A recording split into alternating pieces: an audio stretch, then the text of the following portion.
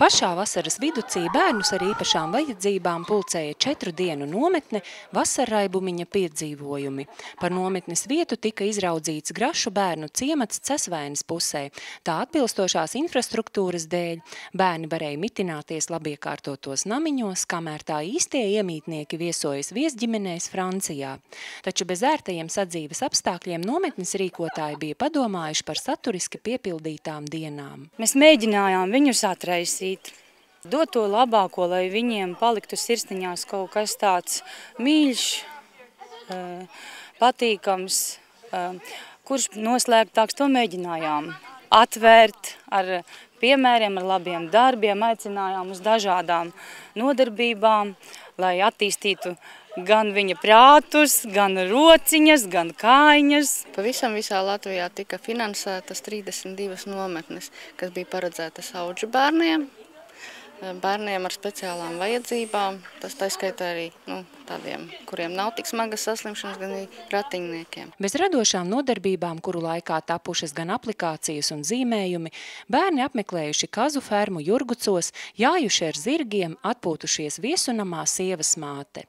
Šajā gadā bērnu fonds bija devis tādu uzstādījumu, kad nometne jānotiek kaut kur citur, ne skolā, ne mācību iestādē, jo bērniem jau ar mācību iestādi saistās viss mācību gads. Taču bez nodarbībām tās dalībnieki visi kā viens lielāko iegūmu redz savos jaunajos draugos, no kuriem pat žēl šķirties. Patika ar draugiem parunāties, iepazīties, un tagad mēs gājām pastaigās.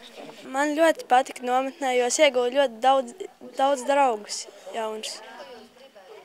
Un man patika daudzās spēles, kuras varēju spēlēt kopā ar draugiem. Kas tev visvairāk paliks atmiņā no nometnes? Man nometnē visvairāk patika, ka es varēju iepazīt daudz draugu, ka ir ar ko darīt, nekā dažās nometnēs garlaicīgi ir un tam līdzīgas lietas. Man šajā nometnē patīk, ka ir foršas skolotājas, jaukas skolotājas, arī mīļas, aiziet uz veikalu, ja paprasa valūtas. Atļaujiet vēl gulēt, ja grib kaut ko paspēlēt un tam līdzīgu. Man šajā nometnē patīk ļoti. Gabija saldējumu, bet ieraudzīju maizi un noģību. Kāpēc tu noģībi? Tu domāji, ka tur ir saldējums tai kastē? Jā. Uz nometnes noslēgumu ierodas arī vecāki. Mazie dalībnieki viņus sagaida satraukti, jo mammas un tēti novērtēs, kādi viņu prāt bijuši Vasarraibumiņu piedzīvojumi. Protams, ka tā ir lieliska iespēja bērnam būt kopā ar citiem līdzīgiem bērniem, nebūt savās problēmās vienam. Kāda jums ir tā ikdiena vasarā, piemēram, tad aizbrauksiet mājās? Ikdiena vasarā es viņu mājās vēl neesmu redzējusi. Mums tētis ir tālbraucējs, viņa tikko bija Beļģijā 2 nedēļas. Tad mums ir vecmāmiņa, pie tās ciemojās. Tagad nometne, un tad beidzot mājas būs. Nometnes organizatori cer, ka finansējums šādām nometnēm būs arī turpmāk. Šogad 32 nometnes visā Latvijā atbalstīs Latvijas bērnu fonds, Latvijas valsts meži un zemkopības ministrija.